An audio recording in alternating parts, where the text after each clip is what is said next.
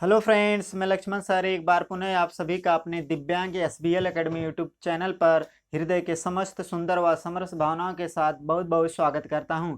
अगर आप first time मेरे चैनल पर विजिट कर रहे हैं तो आप लोगों से रिक्वेस्ट है कि चैनल को सब्सक्राइब करें और बेल आइकन बटन अवश्य प्रेस कर लें, जिससे हर वीडियो का नोटिफिकेशन शीघ्र आप तक पहुँचे और आप उसका लाभ उठा पाएँ। वीडियो अगर पसंद आए तो वीडियो को लाइक करें, अधिक से अधिक लोगों तक शेयर करें और एक प्यारा सा कमेंट आप अवश्य किया करें, क्योंकि आपका कमेंट हमारे लिए मोटिवेशन, हमारे लिए ऊर्जा, हमारे लिए ऑक्सीजन का कार्य करता है। तो कमेंट करना आप ना भूलें। आप लोगों ने थंबनेल में देखा ही होगा कि आज हम प्रेजेंट इंडेफिनिट टेंस के तीसरे वाक्य को पढ़ने वाले। यहाँ तीसरा वाक्य कौन सा? इंट्रोगेटिव सेंटेंस, प्रश्नवाचक वाक्य को पढ़ेंगे। तो आइए सीधे हम अपने लेक्चर की बात करें। देखिए, आज हम टेंस का लेक्चर चौथा पढ़ने वाले हैं। इसके अंतर्गत क्या हम पढ़ेंगे? प्रेजेंट इंडेफिनिट टेंस, जिसकी हिंदी आपको पता ही है क्या होता है, वर्तमान अनिश्चित काल। इसके अंतर्गत हमने आज तीसरी हेडिंग आपको डलाया है इंट्रोगेटिव सेंटेंस, यानी तीसरा वाक्य हम पढ़ने वाले हैं इंट्रोगेटिव सेंटेंस को, प्रेजेंट इंडेफिनिट टेंस का। इस इंट्रोगेटिव सेंटेंसेस की हिंदी क्या होती है? इंट्रोगेटिव मीन्स प्रश्नवाचक और सेंटेंस मीन्स वाक्य होता है। तो प्रश्नवाचक वाक्य को हम पढ़ेंगे। तो यहाँ पर बात आती है कि कैसे हम किसी हिंदी वाक्य को प्रेजेंट इंडेफिनिट टेंस का इंट्रोगेटिव सेंटेंस मानेंगे, प्रश्नवाचक वाक्य मानेंगे। इसके लिए हमारे पास जान पहचान, पहचान की समझ, पहचान का ज्ञान होना चाहिए। तो आइए सीधे हम आपको पहचान पर ले चलते हैं। देखिए, हमने हेडिंग आपको डोला पहचान, जिसकी अंग्रेजी होती है सिम्पटम। इसके अंतर्गत हमने आपको लिखाया है जिस हिंदी वाक्य के पहले या बीच में क्या, क्यों, कैसे, कहाँ, कब आदि प्रश्नवाचक शब्द आया हो और क्रिया के अंत में ता है, ती है, ते हैं आदि शब्द आता है, तो हम जान जाते हैं कि यह वाक्य प्रेजेंट इंडेफिनिट टेंस का प्रश्नवाचक वाक्य है। क्या? एक बार और हम पहचान को स्पष्ट कर लें। हमने पहचान में आपको लिखा जिस हिंदी वाक्य के पहले या बीच में क्या, क्यों, कैसे, कहाँ, कब आदि प्रश्नवाचक शब्द आया हो और क्रिया के अंत में ता है, ती है, ते हैं आदि शब्द आते हैं, तो हम जान जाते हैं कि यह हिंदी वाक्य जो होगा, यह वाक्य प्रेजेंट इंडेफिनिट टेंस का कौन सा वाक्य होगा? प्रश्नवाचक वाक्य होगा ना, यानी इंट्रोगेटिव सेंटेंस होगा। क्या मुख्य पॉइंट क्या होने चाहिए, मुख्य शब्द क्या होने चाहिए? देखिए, हिंदी वाक्य के पहले या बीच में प्रश्नवाचक शब्द होने चाहिए। कौन से प्रश्नवाचक शब्द आ सकते हैं? क्या, क्यों, कैसे, कहाँ, कब, यही प्रश्नवाचक शब्द कोई एक आ सकता है ना।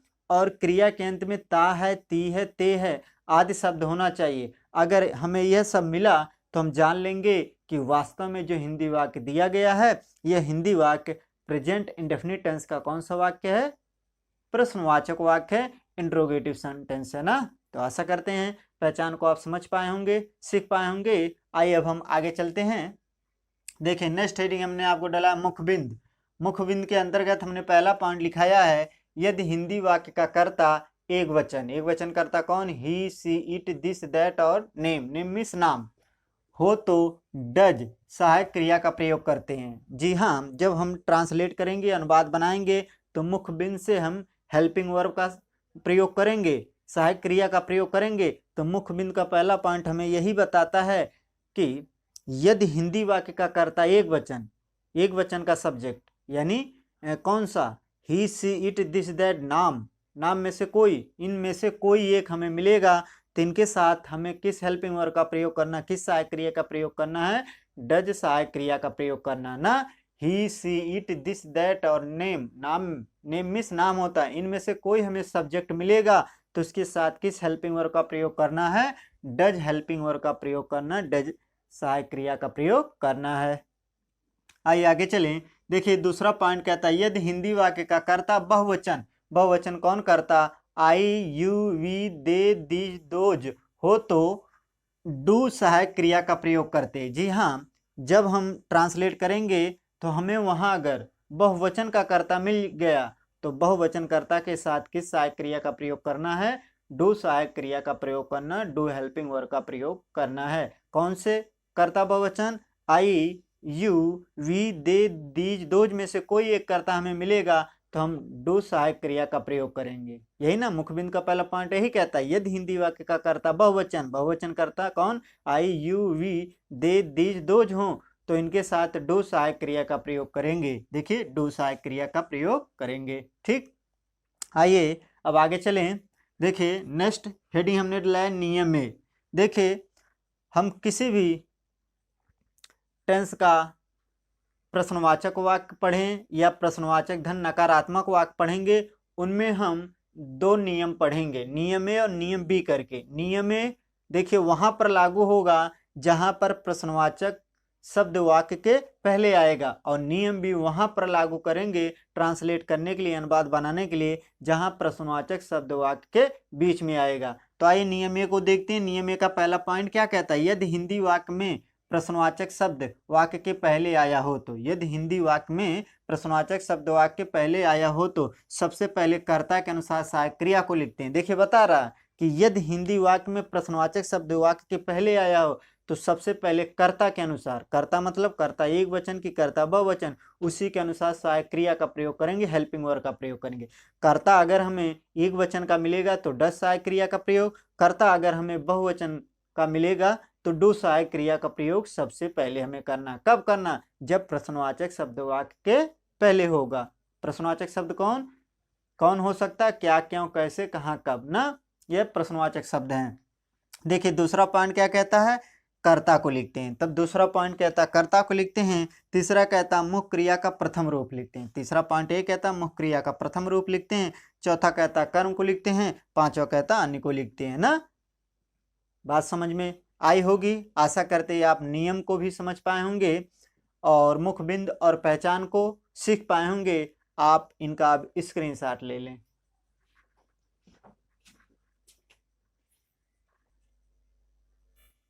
आइए अब हम आगे बढ़ते हैं। देखिए नेक्स्ट हेडिंग हमने आपको डाला है नियम बी। नियम बी का पहला पॉइंट क्या कहता है, यदि प्रश्नवाचक शब्द वाक्य के बीच में आया हो तो सबसे पहले उस प्रश्नवाचक शब्द की अंग्रेजी को लिखते हैं। जी हाँ, नियम बी का पहला पॉइंट ये कहता है यदि प्रश्नवाचक शब्द वाक्य के बीच में आया हो तो सबसे पहले उस प्रश्नवाचक शब्द की क्या करेंगे, अंग्रेजी को लिखेंगे ना। यानी इससे यहाँ यह भी स्पष्ट हो रहा है कि नियम भी वहां हम लागू करेंगे जहां पर प्रश्नवाचक शब्द वाक्य के बीच में आएगा ना। दूसरा पॉइंट क्या कहता है, दूसरा पॉइंट कहता है कर्ता के अनुसार सहायक क्रिया को लिखते हैं। नियम बी का दूसरा पॉइंट कहता है कर्ता के अनुसार सहायक क्रिया का प्रयोग करेंगे। यानी कर्ता एक वचन की कर्ता बहुवचन, उसी के अनुसार हेल्पिंग वर्ब का प्रयोग करेंगे। कर्ता एक वचन तो डज, कर्ता बहुवचन तो डू सहायक क्रिया का प्रयोग करेंगे। ठीक, आइए आगे चलें।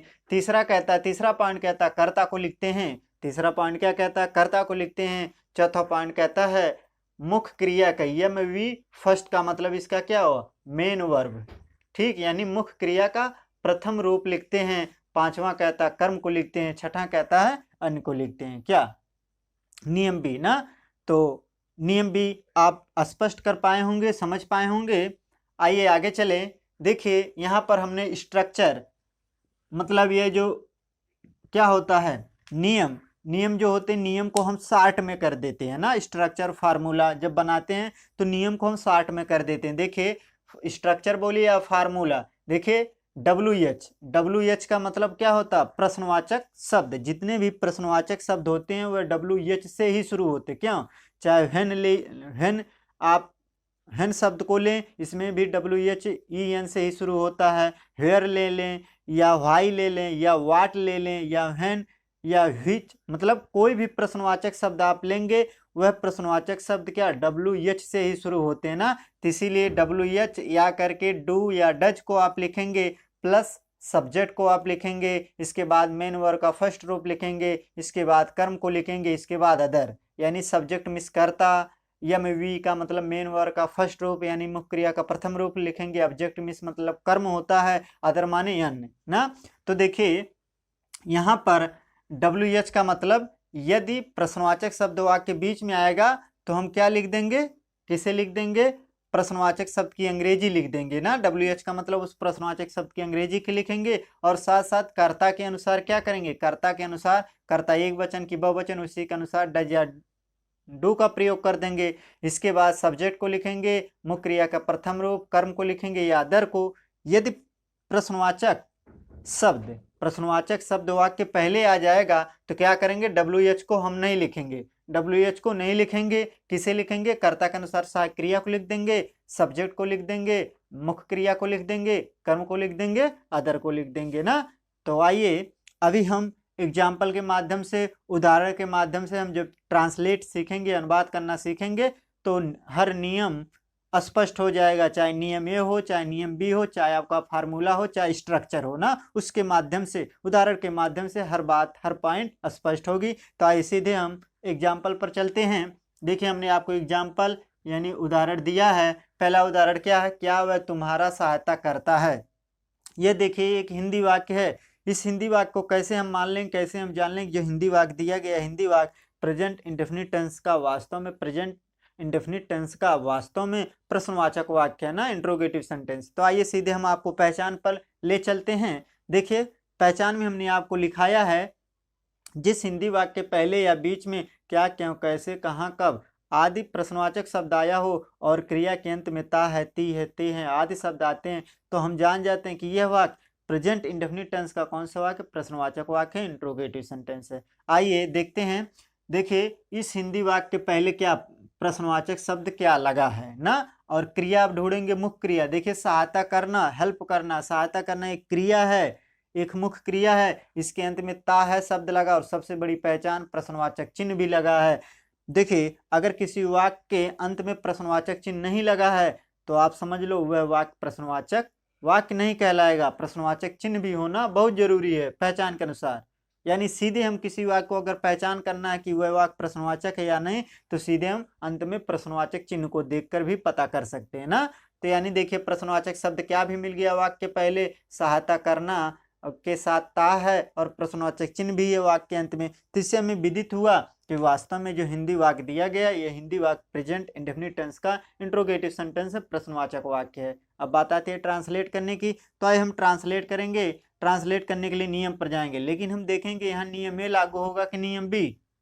देखिए यहाँ पर प्रश्नवाचक शब्द वाक्य के पहले है, तो यहाँ पर कौन सा नियम लागू होगा, नियम ए लागू होगा ना। अगर यही प्रश्नवाचक शब्द वाक्य के बीच में होता तो यहाँ पर नियम बी लागू हो जाता। तो नियम ए लागू होगा। तो नियम ए का पहला पॉइंट क्या कहता है, पहला पॉइंट यही कहता है नियम बी का, सॉरी नियम ए का, कि यदि प्रश्नवाचक शब्द वाक्य के पहले आया हो तो सबसे पहले कर्ता के अनुसार किसे लिखते हैं, सहायक क्रिया को लिखते हैं, हेल्पिंग वर्ब को। यानी कर्ता एक वचन की कर्ता बहुवचन, उसी के अनुसार हम सहायक क्रिया का प्रयोग करेंगे। अब कर्ता पहले ढूंढिए, कर्ता कौन, वह की अंग्रेजी क्या होती, ही। वह की अंग्रेजी क्या होती, ही, यही ना।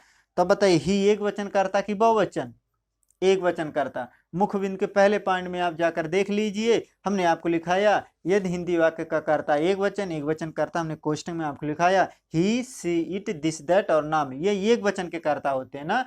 तो एक वचन कर्ता के साथ किस सहायक क्रिया का प्रयोग, डज सहायक क्रिया का प्रयोग करते हैं। यानी सबसे पहले हम किसे लिख देंगे, यहाँ आप डज सहायक क्रिया का प्रयोग करते हैं ना, कर देंगे। तो हम किसे लिख देंगे, डज को लिख देंगे। ठीक, डज हमने लिख दिया। अब नियम ए का पहला पॉइंट हो गया। नियम बी का दूसरा पॉइंट क्या कहता है, कर्ता को लिखते हैं। कर्ता कौन है, वह की अंग्रेजी क्या होती, ही। तो ही हमने लिख दिया। नियम ए का पहला पॉइंट हुआ, नियम ए का दूसरा पॉइंट हुआ। नियम ए का तीसरा पॉइंट क्या कहता है, मेन वर्ब का प्रथम रूप लिखते हैं, मुख्य क्रिया का प्रथम रूप लिखते हैं। मुख्य क्रिया क्या, सहायता करना। सहायता करना की अंग्रेजी क्या होती है, हेल्प। तो हेल्प हमने लिख दिया ना। इसके बाद नेक्स्ट पॉइंट कहता है कि कर्म को लिखते हैं। नेक्स्ट पॉइंट यही कहता है ना, कर्म को लिखते हैं। तो यहाँ कर्म कौन हो जाएगा, तुम्हारा। क्या वह तुम्हारा सहायता नहीं करता, तुम्हारा यहाँ कर्म हो जाएगा। जब आप किसी की सहायता करेंगे तो आपका कर्म होगा, वह कर्म में आपके लिखा जाएगा ना। तो कर्म तुम्हारा, तो तुम्हारा का कर्म क्या हो जाएगा, यू लिख देंगे हम, यू, हेल्प यू। ठीक, और प्रश्नवाचक चिन्ह, क्योंकि अदर कोई शब्द है नहीं तो उसे हम लिखते हैं। क्या हुआ हमारा ट्रांसलेट पूरा, डज ही हेल्प यू। ठीक, आइए आगे चले।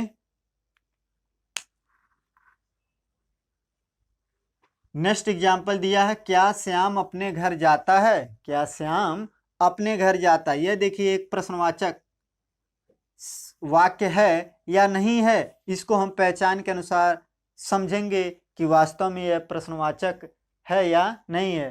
तो पहचान में हमने आपको क्या लिखा है? पहचान में हमने आपको यही लिखा है, जिस हिंदी वाक्य पहले या बीच में क्या, क्यों, कैसे, कहाँ, कब आदि प्रश्नवाचक शब्द आया हो और क्रिया के अंत में ता है, ती है, ते है आदि शब्द आते हैं, तो हम जान जाते हैं कि यह वाक्य प्रेजेंट इंडेफिनिट टेंस का कौन सा वाक्य है? कौन सा वाक्य है? प्रश्नवाचक वाक्य, इंट्रोगेटिव सेंटेंस है। देखिए इस हिंदी वाक्य पहले क्या लगा है, ठीक, और जाना, जाना क्या है? एक क्रिया है, एक मुख्य क्रिया, इसके अंत में ता है शब्द लगा है और प्रश्नवाचक चिन्ह भी है। तीसरे में विदित हुआ, में बोध हुआ कि वास्तव में जो हिंदी वाक्य दिया गया है, हिंदी वाक्य प्रेजेंट इंडेफिनिट टेंस का कौन सा वाक्य? प्रश्नवाचक वाक्य है, इंट्रोगेटिव सेंटेंस है। आइए इसका हम ट्रांसलेट करें। ट्रांसलेट करने के लिए नियम पर जाएंगे, देखेंगे यहाँ पर भी नियम ए लागू होता कि नियम बी। देखिए यहाँ पर भी नियम ए लागू होगा, क्योंकि प्रश्नवाचक शब्द क्या वाक्य के पहले है। तो नियम ए का पहला पॉइंट क्या कहता है? नियम ए का पहला पॉइंट यही कहता है कि यदि प्रश्नवाचक शब्द वाक्य के पहले आया हो तो सबसे पहले कर्ता के अनुसार सहायक क्रिया को लिखेंगे, यानी कर्ता एक वचन की कर्ता बहुवचन, उसी के अनुसार। अब देखेंगे यहाँ कर्ता कौन है? कर्ता कौन है? श्याम। श्याम क्या है? एक नाम है। श्याम क्या है? एक नाम है। अब बताइए नाम एक वचन कर्ता की बहुवचन? मुखबिंद के पहले पॉइंट में आप जाकर देखिए, ही सी इट दिस दैट को हमने क्या लिखाया? एक वचन कर्ता बताया, ही सी इट दिस दैट, और नाम कोई हो, ये एक वचन के कर्ता होते हैं। तो एक वचन कर्ता के साथ किस सहायक क्रिया का प्रयोग? किस हेल्पिंग वर्ब का प्रयोग? डज सहायक क्रिया का प्रयोग। तो सीधे हम किसे लिख देंगे? यहाँ पर हम डज को लिख देंगे। तो हमने डज को लिख दिया, ठीक। नियम ए का पहला पॉइंट हुआ। नियम बी का दूसरा पॉइंट यही कहता है कि किसे लिखते हैं? कर्ता को लिखते हैं। कर्ता क्या? श्याम। तो श्याम की अंग्रेजी आप लिख दो, ठीक, हमने श्याम को लिख दिया। अब नियम ए का तीसरा पॉइंट कहता है मेन वर्ब का फर्स्ट रूप लिखते हैं, मुख्य क्रिया का पहला रूप। मुख्य क्रिया क्या है? जाना। जाना की अंग्रेजी क्या होती है? गो। और आप घर जाएंगे, एक स्थान है, तो जाने के लिए टू का प्रयोग होता है, टू को हमने लिख दिया। अब चौथा पॉइंट कहता है नियम ए का कि कर्म को लिखते हैं। कर्म कौन है? अपने घर। जब आप अपने घर जाएंगे वह आपका कर्म हो जाएगा। और यहाँ देखिए श्याम एक नाम है, नाम के साथ अपने के लिए किसका प्रयोग करते हैं? हिज। देखिए नाम के साथ अपने के लिए हिज का प्रयोग करते, तो हिज क्या हो जाएगा? होम। अंत में प्रश्नवाचक चिन्ह हम लगा देंगे। तो हमारा ट्रांसलेट पूरा हुआ, does Shyam go to his home. आइए आगे चलें। देखिए तीसरा एग्जाम्पल दिया, क्या वह रोज दूध पीता है? देखिए पहचान के अनुसार हिंदी वाक्य पहले या बीच में प्रश्नवाचक शब्द होना चाहिए। देखिए इस हिंदी वाक्य पहले प्रश्नवाचक शब्द क्या लगा है, और मुख्य क्रिया के अंत में ता है, ती है, ते है आदि शब्द होने चाहिए ना। तो देखिए पीना, पीना क्या है? एक क्रिया है, एक मुख्य क्रिया है, इसके अंत में ता है शब्द और प्रश्नवाचक चिन्ह भी लगा। तो इससे हमें ज्ञात हुआ, हमें पता चला कि वास्तव में ये जो हिंदी वाक्य दिया गया है, यह हिंदी वाक्य क्या है? प्रेजेंट इंडेफिनिट टेंस का प्रश्नवाचक वाक्य, इंट्रोगेटिव सेंटेंस है। बात आती है ट्रांसलेट करने की, अनुवाद बनाने की। का इसका अनुवाद बनाएं। अनुवाद बनाने के लिए नियम पर जाएंगे, और यहाँ पर भी नियम में लागू होने वाला, क्योंकि नियम ए इसलिए यहाँ लागू होगा क्योंकि प्रश्नवाचक शब्द क्या वाक्य के पहले है। तो नियम ए को फॉलो करेंगे हम, नियम ए को फॉलो करते हुए हम क्या करेंगे? अनुवाद बनाएंगे। या आप स्ट्रक्चर के अनुसार भी आ सकते हो, स्ट्रक्चर के अनुसार भी हम एक देख लें। देखिए स्ट्रक्चर यही कहता है कि यदि, देखिए यहाँ नियम ये लागू होगा तो प्रश्नवाचक, ये जो है प्रश्नवाचक शब्द यहाँ पर नहीं लगेगा, प्रश्नवाचक शब्द को देखना ही नहीं। अब नियम हम अब स्ट्रक्चर के अनुसार डू लिखेंगे कि डज लिखेंगे? किसे लिखेंगे? सब्जेक्ट के अनुसार, कर्ता के अनुसार हम सहायक क्रिया का प्रयोग करेंगे ना, क्योंकि नियम का यही पहला पॉइंट यही कहता है कि यदि प्रश्नवाचक शब्द वाक्य पहले आया हो तो कर्ता के अनुसार सहायक क्रिया को लिखते हैं, यानी कर्ता एक वचन की कर्ता बहुवचन, उसके अनुसार इसका प्रयोग करेंगे। अब देखेंगे कर्ता कौन है? कर्ता वह है, वह बताइए एक वचन है कि बहुवचन? एक वचन, क्योंकि हमने मुख्य बिंदु के पहले पॉइंट में ही लिखा दिया कि यदि हिंदी वाक्य का कर्ता एक वचन कर्ता कौन? ही सी इट दिस दैट और नाम, ये एक वचन के कर्ता होते हैं। तो इनके साथ किसका प्रयोग इनमें से करेंगे? एक वचन कर्ता के साथ डज सहायक क्रिया का प्रयोग। तो यहाँ पर हम किसे लिख देंगे? डज को लिख देंगे, ठीक। तो हमने डज को लिख दिया, ठीक। अब देखिए स्ट्रक्चर का प्लस स्ट्रक्चर क्या कहता है, सब्जेक्ट यानी कर्ता को लिखते हैं, और नियम ए का दूसरा पॉइंट भी यही कहता है, किसे लिखते हैं, कर्ता को लिखते हैं। तो कर्ता कौन है, ही, तो ही को हमने लिख दिया। अब देखिए स्ट्रक्चर क्या कहता है, प्लस मुख्य क्रिया का प्रथम रूप लिखते हैं, और नियम ए का तीसरा पॉइंट भी कहता है कि मुख्य क्रिया का प्रथम रूप लिखते हैं। मुख्य क्रिया क्या है, पीना, पीना का अंग्रेजी क्या होती है, ड्रिंक, तो हमने ड्रिंक को लिख दिया। ठीक। अब देखिए स्ट्रक्चर प्लस क्या कहता है, स्ट्रक्चर या फार्मूला, ऑब्जेक्ट यानी कर्म को लिखते हैं। तो हमारा नियम ए का चौथा पॉइंट भी कहता है कि कर्म को लिखते हैं। कर्म कौन होता है, दूध, दूध जब आप पिएंगे वह आपका कर्म होगा। ड्रिंक, ड्रिंक मिल्क या द मिल्क आप कह सकते हो, drink the milk, drink milk या ड्रिंक द मिल्क। अब नेक्स्ट पॉइंट क्या कहता है, फार्मूला स्ट्रक्चर अदर को लिखते हैं, और नियम ए का पांचवा पॉइंट भी कहता है कि अन्य को लिखते हैं। अन्य क्या हो जाएगा, डेली, डेली ये अन्य हो जाएगा, और प्रश्नवाचक चिन्ह लगाएंगे यहाँ। तो क्या हो जाएगा हमारा पूरा translate, does he drink the milk daily. आइए अब आगे चलें। देखिए चौथा एग्जाम्पल दिया है, तुम कब पुस्तक पढ़ते हो, तुम कब पुस्तक पढ़ते हो। देखिए एक बार पहचान को हम थोड़ा डिटेल में देख लें। पहचान में हमने आपको लिखा है, जिस हिंदी वाक्य के पहले या बीच में, जिस हिंदी वाक्य के पहले या बीच में क्या, क्यों, कैसे, कहाँ, कब आदि प्रश्नवाचक शब्द आया और क्रिया के अंत में ता है, ती है, ते है आदि शब्द आते हैं, तो हम जान जाते हैं कि यह वाक्य प्रेजेंट इंडेफिनिट टेंस का कौन सा वाक्य है, प्रश्नवाचक वाक्य है। देखिए इस हिंदी वाक्य के बीच में कब क्या है, एक प्रश्नवाचक शब्द है, और पढ़ना एक मुख्य क्रिया है, क्रिया, और इसके अंत में ते हो शब्द है और प्रश्नवाचक चिन्ह भी लगा। तो इससे हमें विदित हुआ कि यह वाक्य जो दिया गया है वाक्य प्रेजेंट इंडेफिनिट टेंस का वास्तव में इंट्रोगेटिव सेंटेंस है, प्रश्नवाचक वाक्य है। अब बात आती है ट्रांसलेट करने की, तो आइए इसका अनुवाद बनाएं। अनुवाद बनाने के नियम पर जाएंगे, लेकिन हम यहाँ ध्यान देंगे नियम ए लागू होगा कि नियम बी लागू होगा। यहाँ पर नियम बी लागू होगा। नियम बी कब क्यों लागू होगा, क्योंकि प्रश्नवाचक शब्द कब वाक्य के बीच में है। तो नियम बी को फॉलो करते हुए हम इसका ट्रांसलेट करें, अनुवाद बनाएं। नियम बी को देखेंगे और साथ साथ थोड़ा हम फार्मूला स्ट्रक्चर को भी देख लें। देखिए नियम बी का पहला पॉइंट यही कहता है, यदि प्रश्नवाचक शब्द वाक्य के बीच में आया हो तो सबसे पहले उस प्रश्नवाचक शब्द की अंग्रेजी को लिखते हैं। तो फार्मूला के अनुसार भी नियम बी वही होगा, क्योंकि नियम बी के अनुसार ही हम चलेंगे। तो यहाँ देखिए कह रहा सबसे पहले WH को लिखते हैं, यानी प्रश्नवाचक शब्द की अंग्रेजी को लिखते हैं ना, प्रश्नवाचक शब्द। तो प्रश्नवाचक शब्द यहाँ कौन है, कब, कब की अंग्रेजी क्या होती है, व्हेन, तो हम किसे लिख देंगे, व्हेन को लिख देंगे। तो हमने व्हेन को लिख दिया। अब नियम बी का दूसरा पॉइंट कहता है, कर्ता के अनुसार सहायक क्रिया को लिखते हैं। कर्ता के अनुसार यानी कर्ता एक वचन की कर्ता बहुवचन, और यहाँ पर भी स्ट्रक्चर में भी कह रहा है डू या डच को लिखते हैं ना, बात समझ रहे हो, डू या डच को लिखते हैं। चलिए आप यहाँ समझ लेना, डू या डच को लिखते हैं जब नियम बी के अनुसार होता है ना। तो देखिए कर्ता के अनुसार जाएंगे, कर्ता यहाँ क्या है, तुम बताइए एक वचन है क्या बहुवचन। देखिए तुम की अंग्रेजी आपको पता है यू होता, यू हमने मुख्य बिंदु के दूसरे पॉइंट में ही आप जाकर देख लेना, हमने I, you, we, they, these, those को बहुवचन कर्ता बताया। तो बहुवचन कर्ता के साथ किस सहायक क्रिया का प्रयोग करते हैं, किस सहायक क्रिया का प्रयोग करते हैं, बताइए किस सहायक क्रिया का प्रयोग करते हैं, डू सहायक क्रिया का प्रयोग करते हैं ना, यानी बहुवचन कर्ता के साथ डू सहायक क्रिया का। तो यहाँ पर किस सहायक क्रिया का प्रयोग कर देंगे, डू सहायक क्रिया का प्रयोग कर लेंगे ना। यहाँ पर देखिए आप प्लस थोड़ा बना ले, प्लस और अच्छा होगा, WH। ठीक।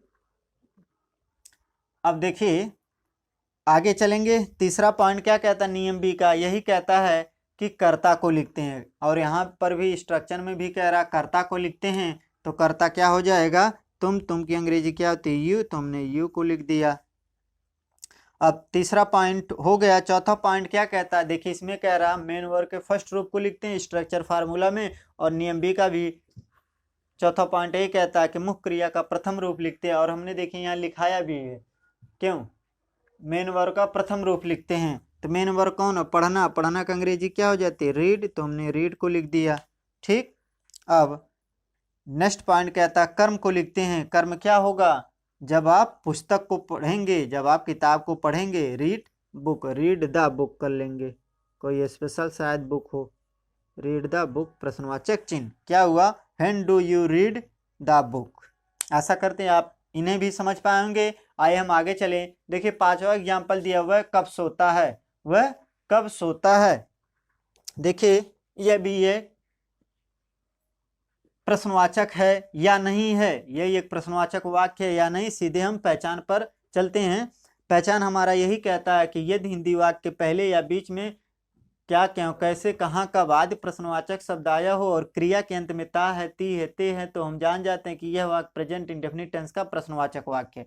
देखिए इस हिंदी वाक्य के बीच में कब प्रश्नवाचक शब्द लगा है और सोना एक क्रिया है, मुख्य क्रिया, इसके अंत में ता है शब्द और प्रश्नवाचक चिन्ह भी लगा। तो इससे हमें पता चला कि यह हिंदी वाक्य जो दिया गया है, हिंदी वाक्य वास्तव में प्रेजेंट इंडेफिनिट टेंस का प्रश्नवाचक वाक्य है। इसका भी हम ट्रांसलेट करें। ट्रांसलेट करने के लिए नियम पर जाएंगे और यहाँ पर भी नियम भी लागू होगा, क्योंकि प्रश्नवाचक शब्द कब वाक्य के बीच में है। तो नियम बी को फॉलो करेंगे। नियम बी का पहला पॉइंट यही कहता है, यदि प्रश्नवाचक शब्द वाक्य के बीच में आया तो सबसे पहले उस प्रश्नवाचक शब्द की अंग्रेजी को लिखेंगे। देखिए प्रश्नवाचक शब्द कब है ना, कब की अंग्रेजी क्या होती है? व्हेन। तो हम व्हेन को लिख देंगे। तो हमने व्हेन लिख दिया। ठीक, हमने क्या? व्हेन लिख दिया।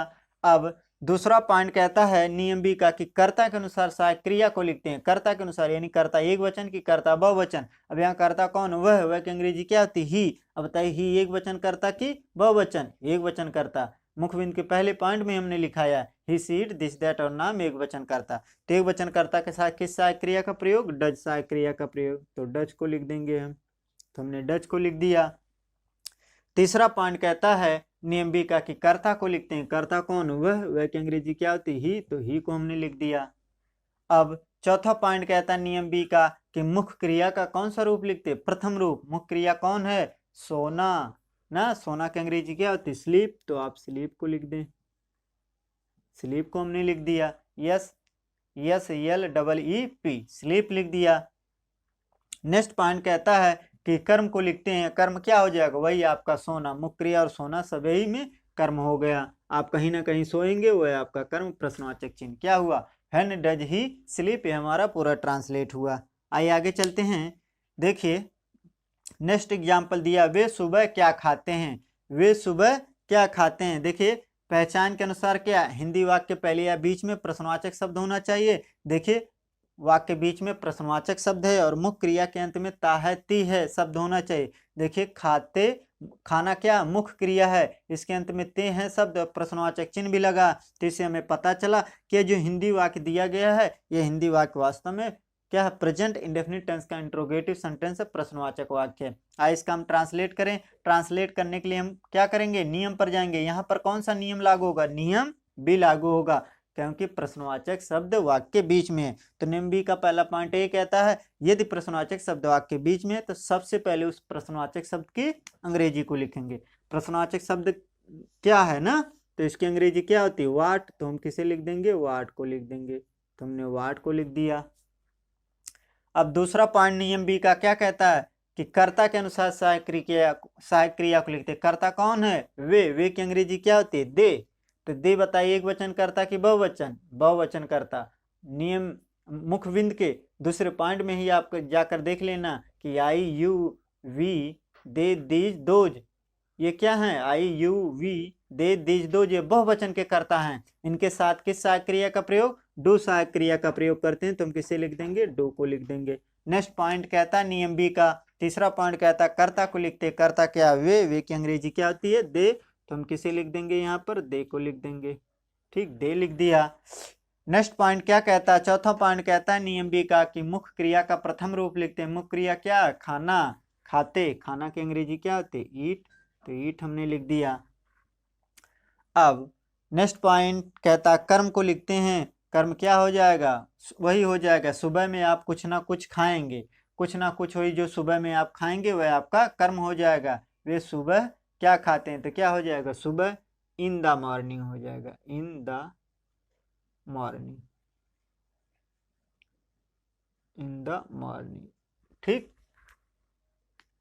What do they eat in the morning, हमारा पूरा यह ट्रांसलेट हुआ। आइए 7वां एग्जाम्पल दिया है, क्या दिया, महेश अपने भाई को क्यों पीटता है, महेश अपने भाई को क्यों पीटता है। यह देखिए ये क्या है, वाक्य दिया गया, हिंदी वाक्य दिया गया। इस हिंदी वाक्य को हम कैसे मान लें, यह हिंदी वाक्य प्रेजेंट इंडेफिनिट टेंस का क्या प्रश्नवाचक वाक्य है ना। आइए हम एक बार डिटेल प्रश्न पहचान को देखते हैं। पहचान में हमने आपको लिखाया है कि जिस हिंदी वाक्य के पहले या बीच में क्या, क्यों, कैसे, कहाँ, कब आदि प्रश्नवाचक शब्द आया हो और क्रिया के अंत में ता है, ती है, ते हैं आदि शब्द आते हैं, तो हम जान जाते हैं कि यह वाक्य प्रेजेंट इंडेफिनिट टेंस का इंट्रोगेटिव सेंटेंस है, प्रश्नवाचक वाक्य है ना।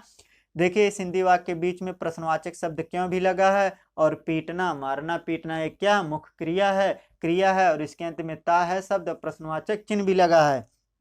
तो इससे हमें पता चला ये जो हिंदी वाक्य दिया गया, हिंदी वाक्य क्या प्रेजेंट इंडेफिनिट टेंस का कौन सा वाक्य है, प्रश्नवाचक वाक्य है।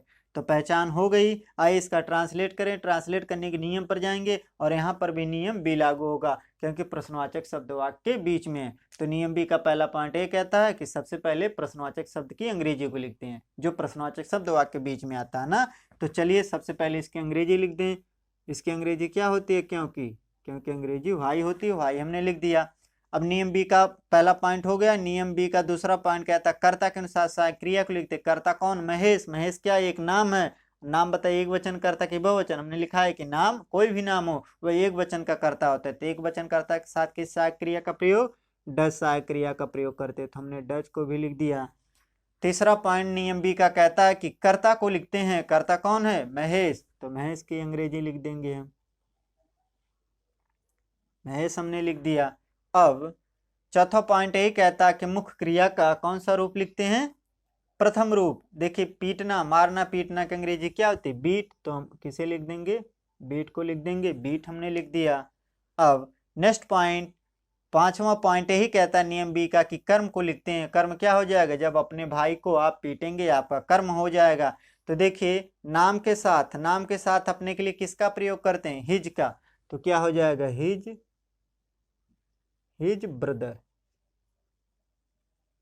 प्रश्नवाचक चिन्ह। ठीक, क्या हुआ हमारा पूरा translate, why does Mahesh beat his brother. आइए आगे चलें। देखिए 8वां एग्जाम्पल दिया है, वह क्यों रोती है। देखिए पहचान के अनुसार हिंदी वाक्य के पहले या बीच में क्या प्रश्नवाचक शब्द होना चाहिए। देखिए क्यों प्रश्नवाचक शब्द वाक्य के बीच में है और रोना एक मुख्य क्रिया है, इसके अंत में ती है शब्द है और प्रश्नवाचक चिन्ह भी लगा है। तो इससे हमें विदित हुआ, हमें ज्ञात हुआ कि वास्तव में जो हिंदी वाक्य दिया गया है सच में यह हिंदी वाक्य प्रेजेंट इंडेफिनिट टेंस का इंट्रोगेटिव सेंटेंस है, प्रश्नवाचक वाक्य है। आइए इसका हम ट्रांसलेट कर डालें। ट्रांसलेट करने के लिए नियम पर जाएंगे और यहाँ पर भी नियम बी लागू होगा। क्यों लागू होगा, क्योंकि प्रश्नवाचक शब्द क्यों वाक्य के बीच में है। तो नियम बी का पहला पॉइंट ये कहता है कि यदि प्रश्नवाचक शब्द वाक्य के बीच में आया हो तो सबसे पहले उस प्रश्नवाचक शब्द की अंग्रेजी को लिखते हैं। तो चलिए, क्योंकि अंग्रेजी क्या होती है, वाई, तो वाई हम लिख देंगे। ठीक, वाई को हमने लिख दिया। अब नियम बी का दूसरा पॉइंट क्या कहता है, यही कहता है कि कर्ता के अनुसार सहायक क्रिया को लिखते। कर्ता कौन, वह की अंग्रेजी क्या होगी, ही नहीं सी होगी, क्योंकि यहाँ रोती है से हमें पता चला, हमें विदित हो रहा कि यह जनाना है। यह क्या है, जनाना है, स्त्रीलिंग है, मर्दाना नहीं है ना, पुल्लिंग नहीं है। तो सी क्या होता है, एक वचन करता ना, क्यों, ही सी इट दिस दैट और नाम एक वचन करता होता है। तो एक वचन करता के साथ किस क्रिया का प्रयोग, डज। तो डज को हम लिख देंगे। तो हमने डज लिख दिया। अब तीसरा पॉइंट नियम बी का क्या कहता है, कर्ता को लिखते हैं। कर्ता कौन है, सी, वह की अंग्रेजी यहाँ क्या हो जाएगी, सी, क्योंकि यहाँ जनाना है ना। अब तीसरा पॉइंट हो गया। चौथा पॉइंट ये कहता है मुख्य क्रिया का प्रथम रूप लिखते हैं। मुख्य क्रिया क्या, रोना धोना। रोना की अंग्रेजी क्या होती है, वीप। तो वीप को हम लिख देंगे। ठीक, और सब कुछ आपका ये रोना धोना कर्म हो जाएगा, मुख्य क्रिया और कर्म इसी में हो गया। तो पूरा ट्रांसलेट हुआ, व्हाई डज सी वीप। आशा करते हैं ओवरऑल सभी एग्जाम्पल को आप बेहतर समझ पाए होंगे। अगर यह वीडियो आप लोगों को पसंद आई हो तो आप लोगों से रिक्वेस्ट है कि वीडियो को लाइक करें, अधिक से अधिक लोगों तक शेयर करें, और अभी तक आप लोगों ने चैनल सब्सक्राइब नहीं किया तो प्लीज़ यार चैनल सब्सक्राइब आप कर लें। तो आज के लिए इतना ही। आप लोगों का बहुत बहुत धन्यवाद।